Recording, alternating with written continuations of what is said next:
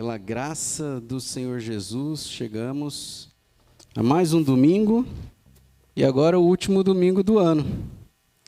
Isso é misericórdia, graça, é bondade de Deus.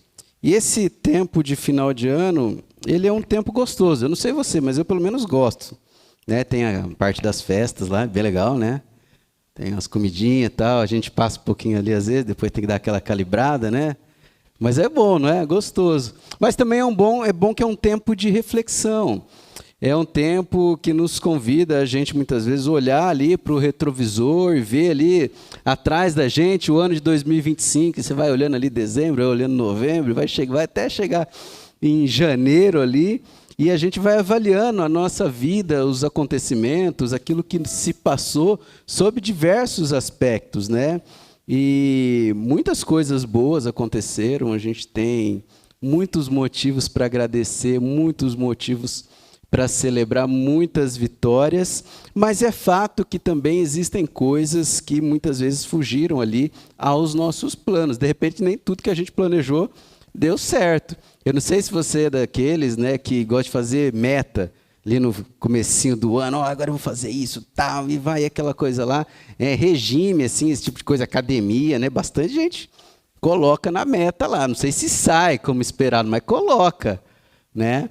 E aí é gostoso, porque nessa você vai visitar e aí você vai ver. A gente sentou lá em casa, esse dia começamos a olhar lá as metas, né, do passado, aquilo que foi bem, aquilo que foi mais ou menos, aquilo que não saiu do papel, aquilo que foi replanejado, aquilo que deu ruim mesmo. E esse tempo é um tempo de reflexão para isso também. Agora, ao olharmos para esse retrovisor de 2025, né, a pergunta que a gente tem que ter não é apenas o que aconteceu comigo, ou se tem, de repente, algo ali no nosso coração que nos incomoda porque talvez não deu certo, gerou talvez em nós uma frustração, talvez uma crise. O meu convite hoje é para que a gente possa olhar para essas situações, estes cenários, e pensar da seguinte forma: o que tudo isso revelou em mim, ou a mim, sobre Deus? Sim, sobre Deus. Para refletir nessa pergunta, eu quero te convidar a abrir a sua Bíblia, acessar aí no seu aplicativo, Jeremias capítulo 18. Jeremias capítulo 18 é um texto muito bem conhecido nosso. O tema para esta mensagem de hoje será Adeus Vaso Velho. A gente tem finalzinho de ano, tem aquela musiquinha lá, né? Adeus Ano Velho, Feliz Ano Novo, né? É assim, né, Adriano? É assim? Quer cantar, Adriano? Não? É. Então, a minha ideia hoje não é que a gente dê adeus ao Ano Velho. A ideia hoje é que a gente dê adeus ao vaso velho, tá? E do domingo que vem a gente vai refletir sobre o feliz vaso novo, tá bom? Nesse mesmo texto. Jeremias capítulo 18, vou ler do versículo 1 ao 6. Se você achou aí bem, se não, você acompanha aqui comigo, tá bom? Esta é a palavra que veio a Jeremias da parte do Senhor. Vá à casa do oleiro, e ali você ouvirá a minha mensagem. Então fui à casa do oleiro, e o vi trabalhando com a roda. Mas o vaso de barro que ele estava formando estragou-se em suas mãos, e ele o refez, moldando outro vaso de acordo com a sua vontade. Então o Senhor dirigiu-me a palavra: ó comunidade de Israel, será que eu não posso agir com vocês como fez o oleiro? Pergunta o Senhor. Como barro nas mãos do oleiro, assim são vocês nas minhas mãos, ó comunidade de Israel. O profeta, ele era aquele que falava da parte de Deus ao povo. Deus revelava a ele uma mensagem e ele ia lá e comunicava ao povo, à nação de Israel. Essa era a sua função. Esta era a função profética. E muitas vezes essa função ela vinha acompanhada de uma ilustração, geralmente que fazia parte do dia a dia do povo, da comunidade. Deus, então, ele convida o profeta a observar uma cena simples do cotidiano daquele tempo, de um trabalho, de uma profissão que era muito corriqueira, que era a profissão do oleiro. Deus, então, não dá uma mensagem de imediato para Jeremias, mas ele dá uma ordem, ele diz, vá à casa do oleiro. Porque era lá na casa do oleiro que ele construía os vasos. Aquele era um ambiente comum. E aí Jeremias ele vai, então, à casa do oleiro. Jeremias ele é obediente. E ele chega ali.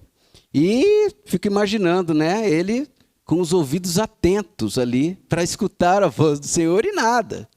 Então ele simplesmente começa a fazer o quê? Em vez de ouvir, ele começa a observar. Ele começa a olhar. E naquela cena ele vê ali o oleiro sentado à roda, a uma mesa como essa. E eu não sei se você já viu essa imagem do oleiro, né? Antigamente ele rodava aqui com os pés e aquela roda ela girava com aquele barro, aquela argamassa em cima, e ele ia moldando o vaso. Hoje em dia o negócio já é elétrico, né? Mas as mãos do oleiro continuam ali. E aí ele começa a olhar aquela cena comum. E naquele ambiente, algo chama a atenção de Jeremias. Porque em dado momento, o barro se estraga na mão do oleiro. E aí, quando aquilo acontece, é algo que para o oleiro é muito natural. Ele simplesmente recomeça, né? O barro girando ali, recomeça a remodelar, reformular, reconstruir aquele vaso. Aquilo não foi um acidente, aquilo não estava fora do controle, mas aquilo era parte de um processo que continuava sob as mãos e os cuidados do oleiro. Como eu disse, muitos de nós temos motivos para celebrar no ano que está findando, mas é possível também que 2025 para muitos de nós tenha sido um tempo em que Deus permitiu ajustes na nossa vida. Tempo que Deus permitiu a gente olhar para a nossa própria história e verificar alinhamentos que precisam ser feitos, exposições que nós tivemos e vivenciamos. E ao nós nos aproximarmos de um novo ano, de um novo ciclo aí de 365 dias que se inicia, Deus nos convida então a gente olhar para esse retrovisor da nossa história e a gente observar com humildade e fé e a considerar o seguinte: Deus, como oleiro divino, governa soberanamente nossas vidas para nos conduzir ao seu propósito. Eu queria ler com vocês essa frase. Vamos ler juntos aqui? Deus, como oleiro divino, governa soberanamente nossas vidas para nos conduzir ao seu propósito. Agora, quais são as ações soberanas de Deus que conduzem as nossas vidas ao seu propósito? Eu gostaria de compartilhar 3 ações soberanas de Deus com base nesse texto aqui, nesta experiência do profeta Jeremias. A primeira ação soberana é que Deus nos conduz a cenários pedagógicos. Deus nos conduz a cenários pedagógicos. Ele disse ao profeta: vá à casa do oleiro. Jeremias não recebe aqui, num primeiro momento, uma explicação. Ele recebe uma ordem de deslocamento. E antes de falar ao profeta, Deus então o convida a olhar, a ouvir e a observar. E o que acontece na casa do oleiro? O profeta ele aprende em silêncio. Ele vê a repetição daquele gesto que acontecia com o vaso e ele vai aprendendo. Parece que a mensagem começa a se desenhar dentro da sua mente. O ensino vai acontecendo numa situação vivencial do dia a dia, e não numa grande revelação que se deu num lugar específico ou no templo, como poderia ter acontecido. Como Moisés, quando Deus ele ia até o monte, Deus mandava lá raio, trovão, ver fogo, era um negócio que devia ser, né? A defesa civil daqueles dias devia mandar alerta assim, travar o celular. Mas não foi assim. Ele foi numa situação do dia a dia. Isso nos mostra que o aprendizado, ele vem além do ensino formal, além da transmissão da informação, do conhecimento, da leitura da palavra de Deus, mas ela vem também da experiência que nós vivemos informalmente. E isso nos revela uma verdade espiritual. Deus usa situações reais da nossa vida para nos ensinar sua palavra, para nos trazer para mais próximos dele, para nos fazer enxergar que não somos nada sem ele, a não ser barro. Essa é a grande verdade. Deus, ele nos conduz a cenários pedagógicos para nos dizer o seguinte: vocês são pó. Pó com água. Barro. É isso que vocês são. E em 2025, muitos de nós fomos conduzidos à casa do oleiro. Talvez questões de saúde. Diagnósticos inesperados. A dor do luto, como está passando agora aqui, a família do seu Antônio.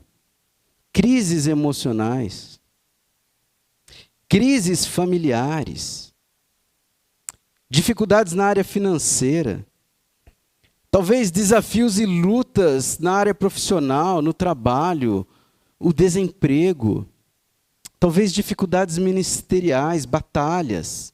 Eu não sei qual foi a experiência que quando você olha por esse retrovisor de 2025, talvez provoque em você uma sensação ali não muito agradável. E aí, eu queria dizer que muitos de nós não escolhemos estar nesses lugares, mas Deus nos levou até eles, não é? Tem lugares que a gente não quer ir, quando você vê, você está ali no meio daquela situação e você fala: oh Deus, o que eu estou fazendo aqui? Mas você simplesmente está lá. Algumas lutas podem ou não ser consequência direta da desobediência. Mas nenhuma situação, ela é desperdiçada por Deus. A gente sabe que tem problema que a gente passa que foi falha nossa, né? Às vezes deu aquela pisada na bola e aquilo lá gerou uma consequência ruim. Mas tem cenário que você foi o terceiro que provocou. Foi alguém, foi a chuva, não sei. Algo aconteceu e você se vê ali. Seja a situação A ou seja a situação B, Deus não desperdiça nenhuma delas para nos dar oportunidade dele nos conduzir a esses cenários para que a gente possa aprender quem governa a nossa história. A gente cantou aqui que Deus, ele é soberano, que ele governa todas as coisas, não é? Mas a grande verdade é, gente, que no dia a dia às vezes a gente esquece disso. E a gente quer tomar as rédeas da nossa vida. A gente quer ter o controle remoto do nosso coração. E a primeira pergunta que eu gostaria de fazer para a gente refletir e que você levasse isso aqui para o restante desse sermão é: quais foram ou qual foi o cenário pedagógico pelos quais Deus te conduziu em 2025 e que você jamais teria escolhido ir? Talvez Deus te levou para a casa do oleiro. Eu não sei qual foi o cenário pedagógico. Eu, por exemplo, esse ano, do nada, passei 5 dias internado, 2 dias no ambulatório. Uma situação, assim, uma bactéria que surgiu lá. Se não tivesse tido socorro a tempo, poderia ter complicado. E eu não escolhia estar naquele lugar. Eu não escolhi estar naquele ambiente de enfermidade, de dor, de pessoas sofrendo, doentes, estressadas, familiares preocupados, gente correndo para lá e para cá. Eu não queria estar lá. Mas eu fui para lá. Eu precisei ir lá. Eu não sei, talvez você... Esse negócio está balançando aqui, pastor. Eu achei que ia cair agora o trem. Tá, fica calmo aqui, tá? Tudo bem. Pronto. Calma. Mas talvez você foi para uma casa do oleiro. Eu não sei qual delas. Eu queria que você refletisse agora nisso. E que você deixasse esse cenário ou cenários aí na sua mente para a continuidade desse sermão. E que ao longo dele você pudesse identificar possíveis aprendizados que Deus talvez queira mostrar para você, ou talvez você já até teve, como eu já tive, o aprendizado, que você vai poder refletir nessa situação. Tudo bem? Então traga isso aí ao seu coração. Nos conduzir a cenários pedagógicos é uma ação soberana de Deus. E essa ação nos leva a uma segunda ação soberana, que é: Deus permite que crises nos revelem quem somos. Deus permite que as crises nos revelem quem somos. Versículo 4, a primeira parte diz: o vaso de barro que ele estava formando estragou-se em suas mãos. O vaso de barro que ele estava formando estragou-se em suas mãos. Muitas vezes, esse estragou-se, para nós é uma crise. Para o barro é uma crise. Para o oleiro, é só mais um dia de trabalho. É só mais uma etapa do processo, que ele já viveu tantas e tantas vezes. Mas essas crises, elas mexem com a gente e elas nos incomodam. E algumas verdades aqui são importantes. Primeiro, lembremos de que somos apenas vasos de barro. Nós não somos o que nós temos. Nós não somos o que vestimos ou comemos. Nós não somos o que os nossos pais dizem que nós somos. Nós não somos o que a sociedade ou as pessoas dizem. Nós não somos o que a igreja vê de nós. Nós não somos o que as redes sociais mostram. Nenhuma dessas coisas nos define. Nada disso diz o que nós somos verdadeiramente. Porque, na verdade, nós somos apenas barro. E as crises vão fazer com que Deus revele a nós, ou nos lembre de que nós somos, de fato, apenas barro. Apenas barro.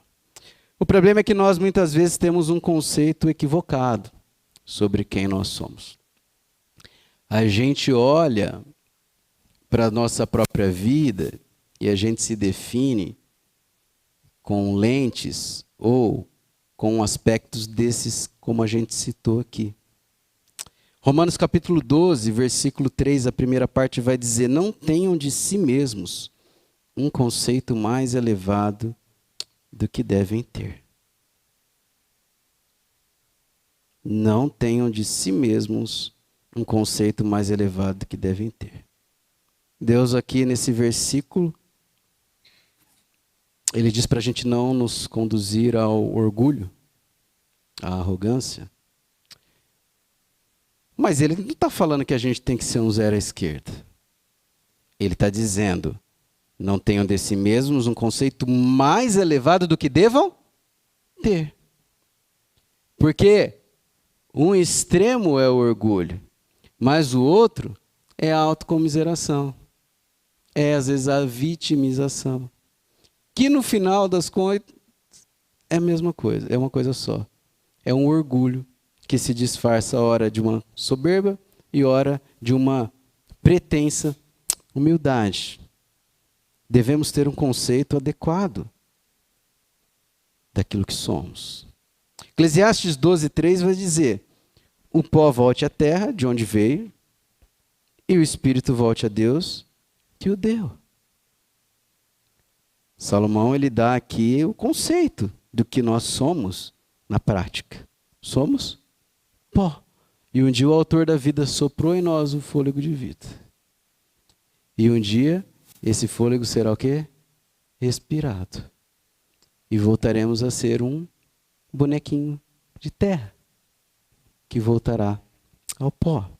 Jó, quando passou pelas lutas, no capítulo 1, versículo 21, diz: nu saí do ventre da minha mãe, e nu partirei.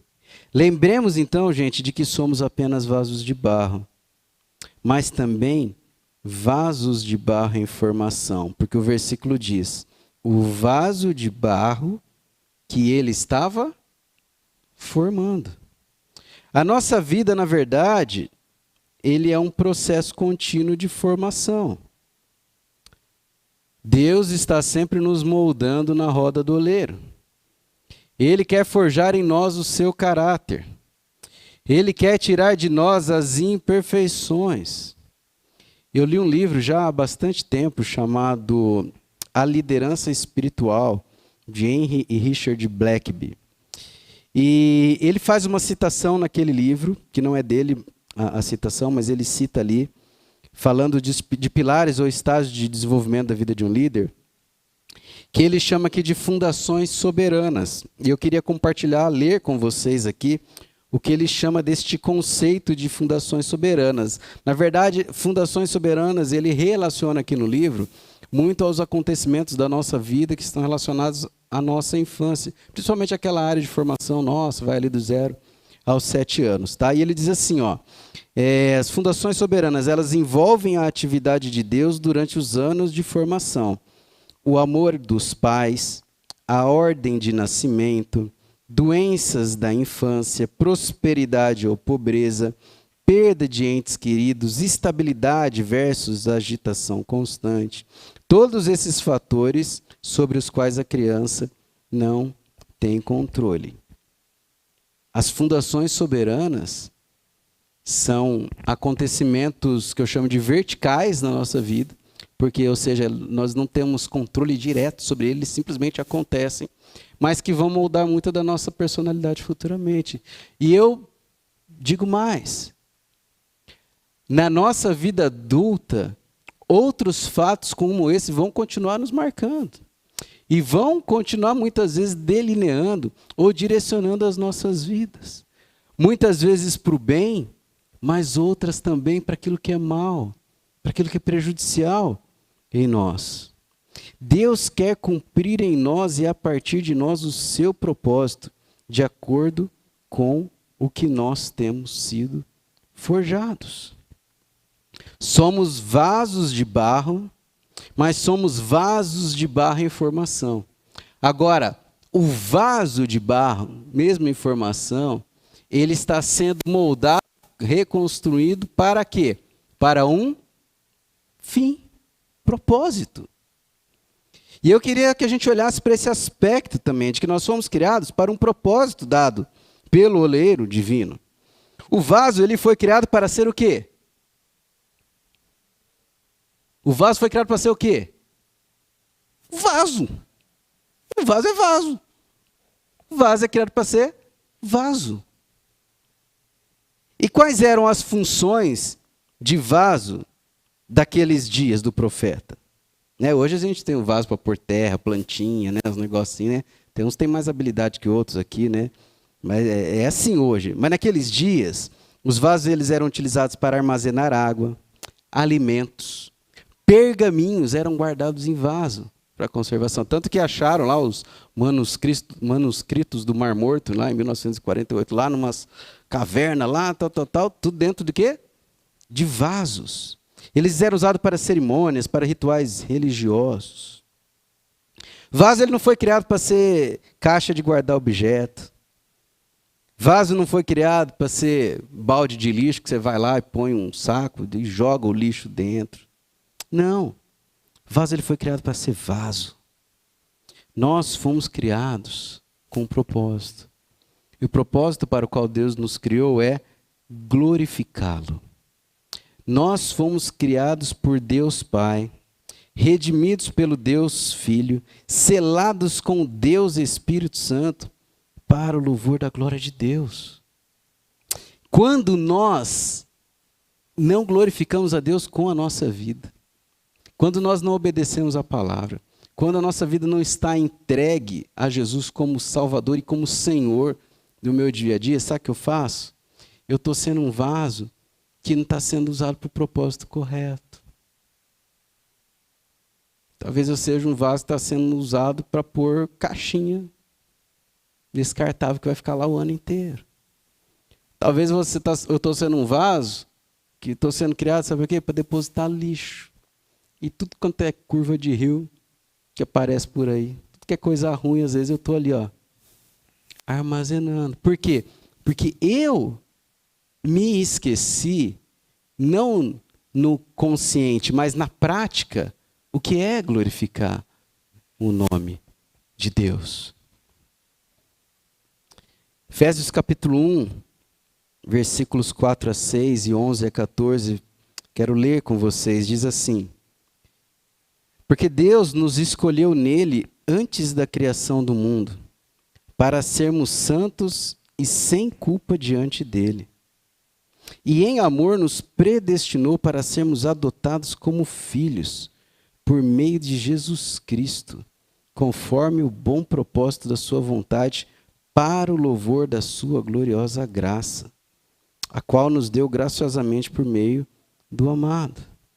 Ou seja, nós fomos criados para o louvor e glória de Deus. Nele também fomos feitos herdeiros, tendo sido predestinados conforme o plano daquele que faz todas as coisas segundo o propósito da sua vontade, a fim de que nós, os que primeiro esperamos em Cristo, sejamos para o louvor da sua glória.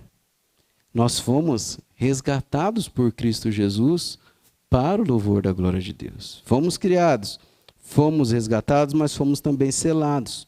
Quando vocês ouviram a palavra da verdade, o evangelho da sua salvação, e creram nele, foram selados em Cristo com o Espírito Santo da promessa, que é a garantia da nossa herança até a redenção daqueles que pertencem a Deus, para o louvor da sua glória. Nós somos criados, resgatados e selados para o louvor da glória de Deus. Quando a gente vive fora dessa perspectiva espiritual como propósito da nossa vida, ou seja, quando a minha agenda, quando as minhas atividades, quando aquilo a qual eu dedico o meu tempo, o meu esforço, ele não é pautado segundo o que a palavra de Deus está dizendo aqui, eu estou fora dos propósitos do Senhor. Mas nós também fomos chamados para proclamar a mensagem da salvação. 2 Coríntios capítulo 4, versículos 7 a 10 diz: temos, porém, este tesouro em vasos de barro. Que tesouro? Que tesouro o contexto está dizendo aqui? O quê? A mensagem do Evangelho. A mensagem do Evangelho. Para mostrar que o poder que a tudo excede provém de Deus e não de nós. Olha só, vou repetir. Temos, porém, esse tesouro em vasos de barro, para mostrar que o poder que tudo excede provém de Deus e não de nós.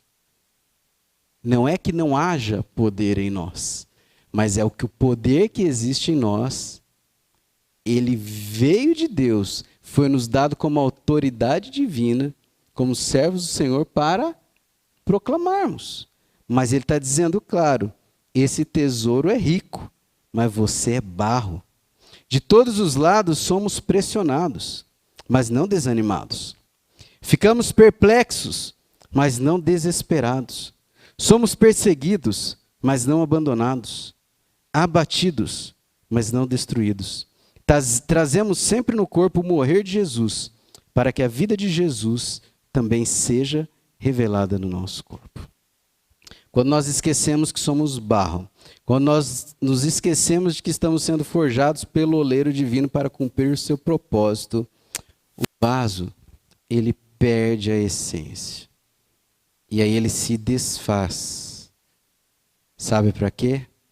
Para que possa ser novamente formado e moldado segundo Deus, o oleiro divino, quer.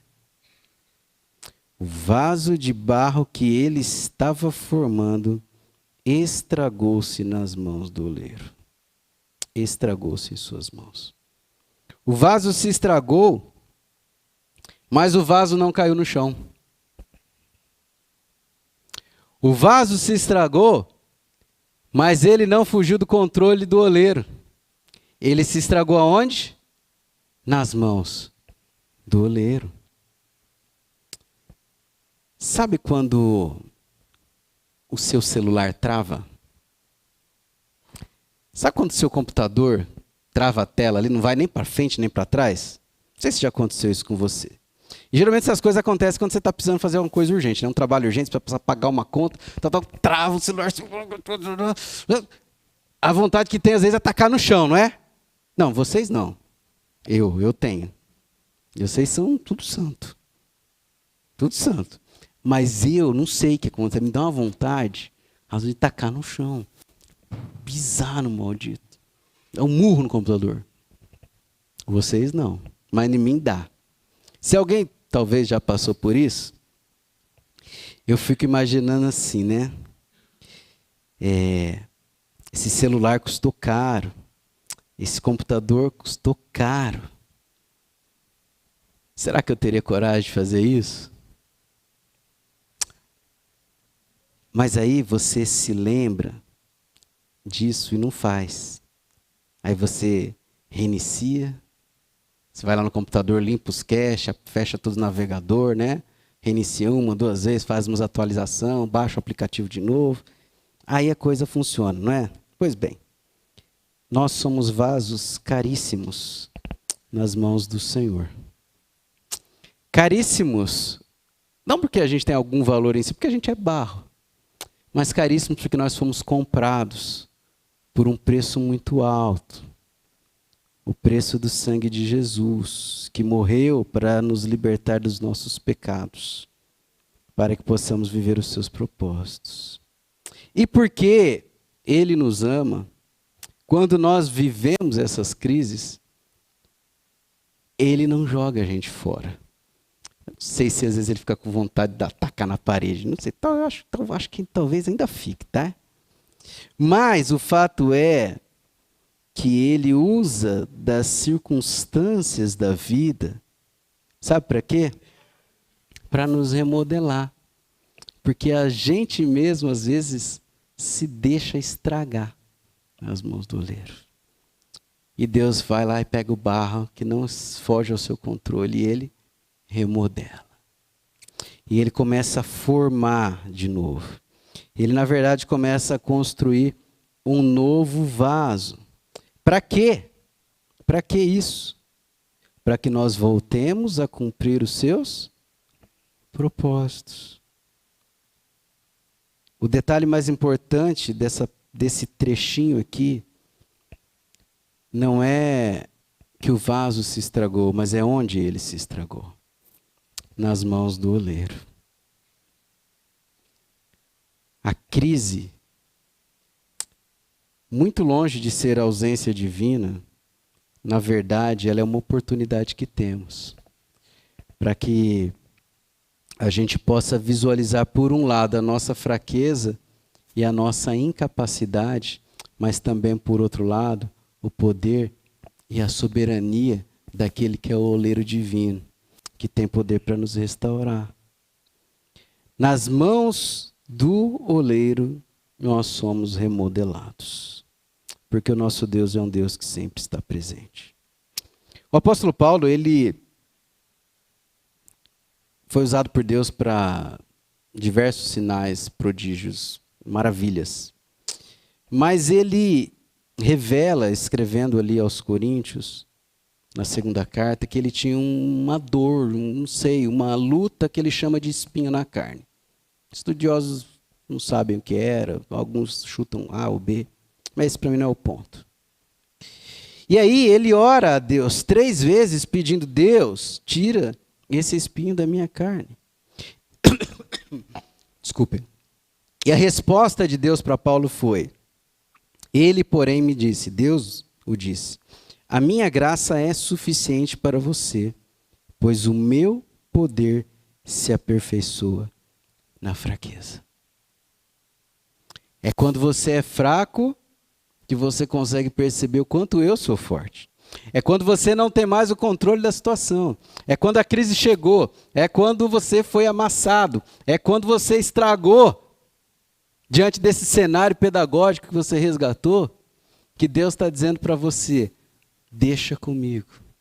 Agora sou eu. E ele continua: portanto, Paulo diz: eu me gloriarei ainda mais alegremente nas minhas fraquezas, para que o poder de Cristo repouse em mim.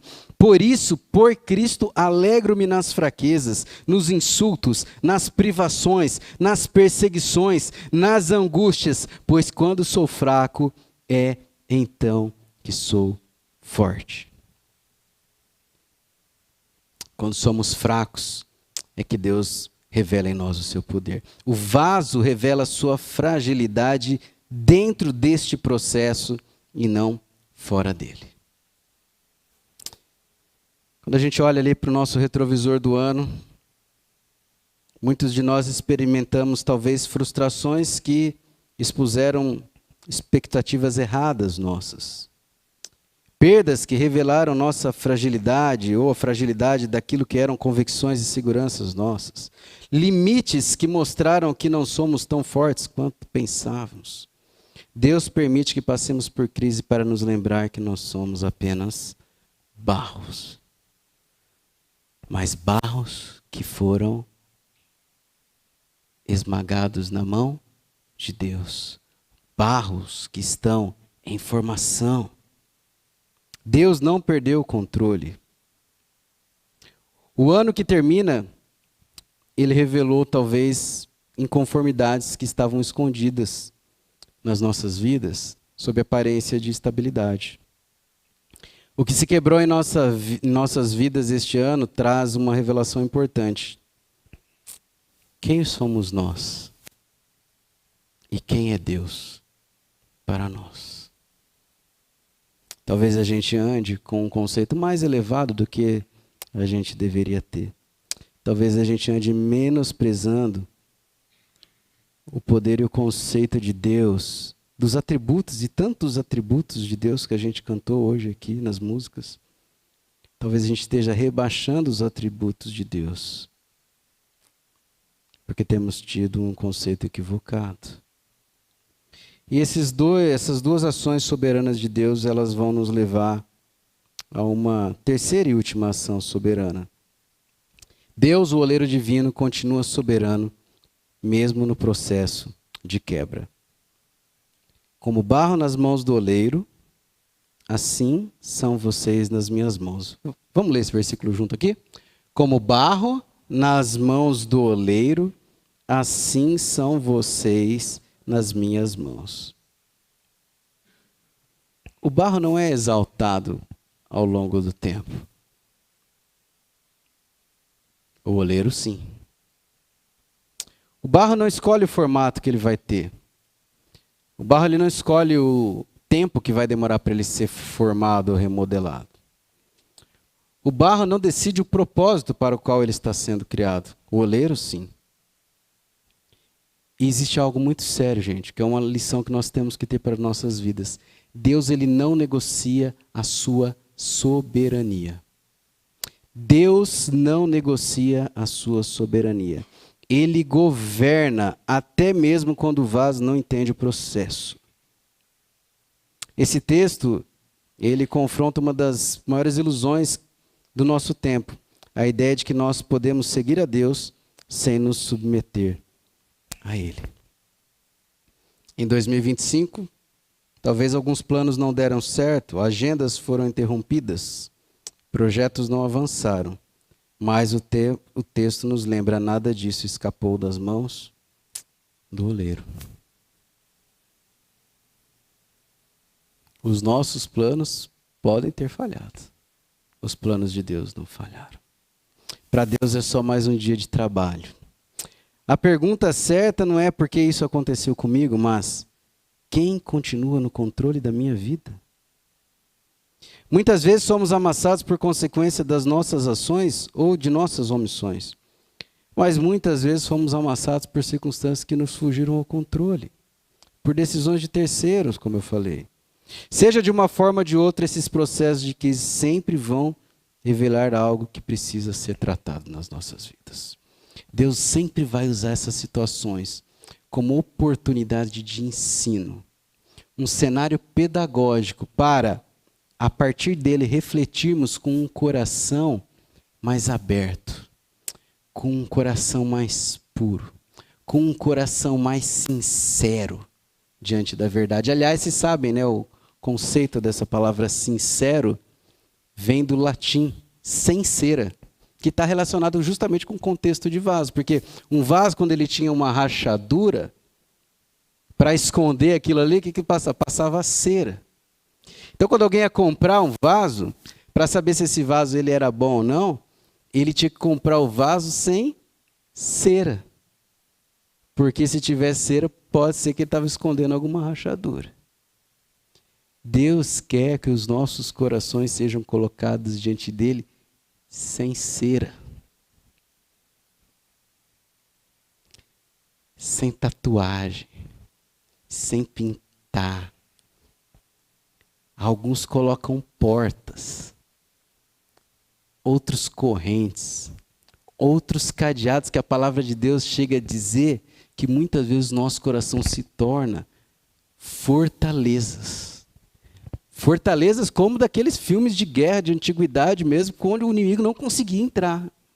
Mas que Deus diz lá em 2 Coríntios capítulo 4, que pelas armas espirituais, pela oração, pela palavra, essas fortalezas elas são destruídas.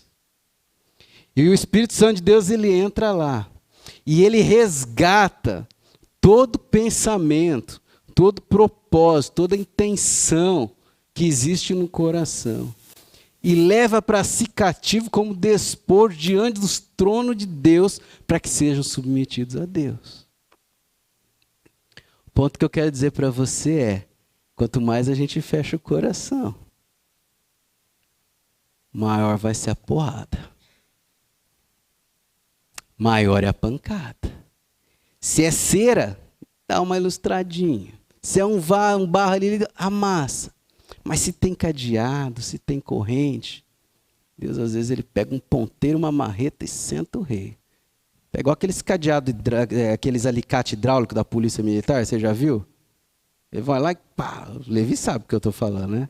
Chega lá, pá, ele corta como se tivesse uma tesoura recortando papel. Cara, você já viu isso, pastor? Eu já vi. Não vou falar o cenário que foi, mas eu já vi.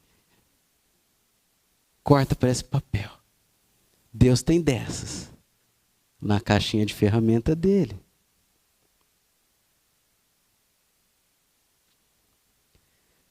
Quero concluir essa mensagem trazendo à sua memória o cenário que você refletiu aí do começo do sermão. Ele continua aí na sua mente? Quais foram os toques que o Espírito Santo de Deus trouxe ao seu coração em relação a isso?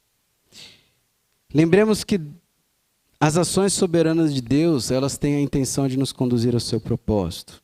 Deus ele nos conduz a cenários pedagógicos.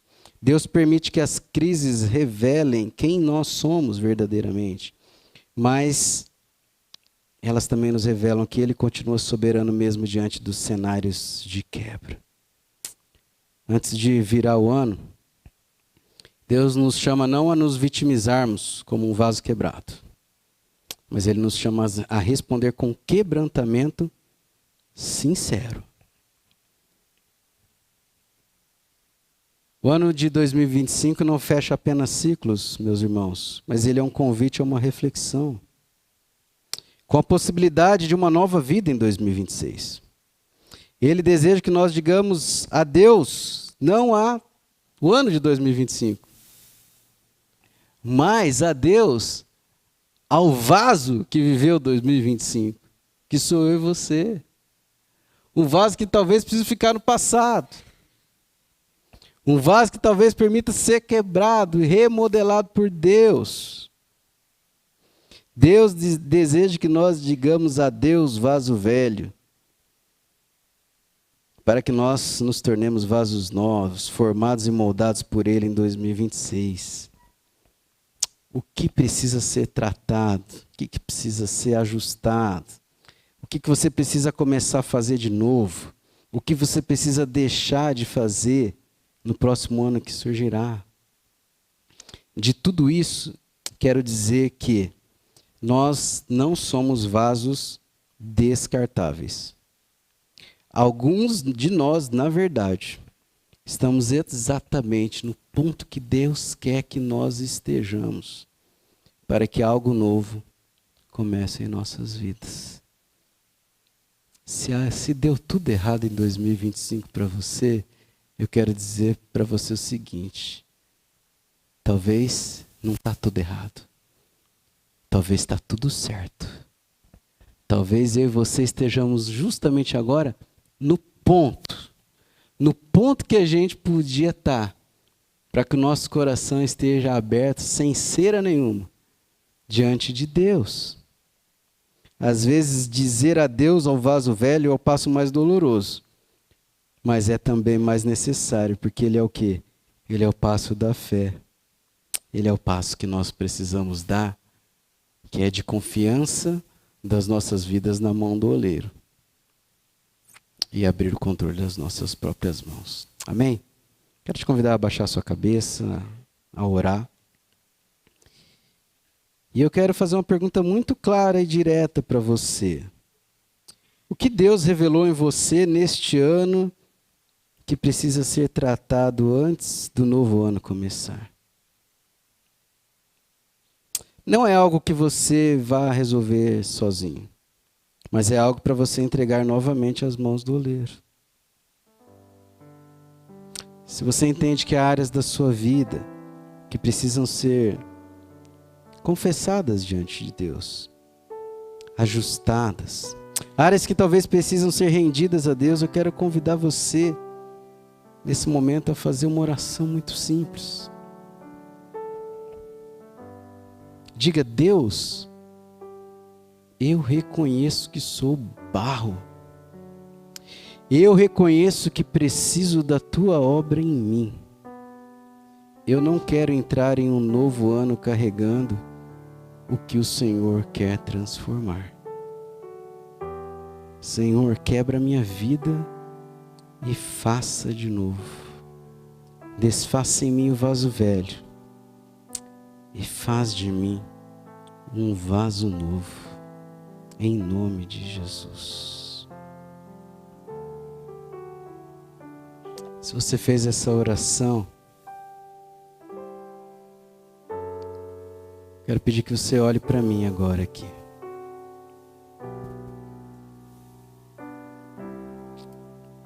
O texto não termina com o vaso no chão,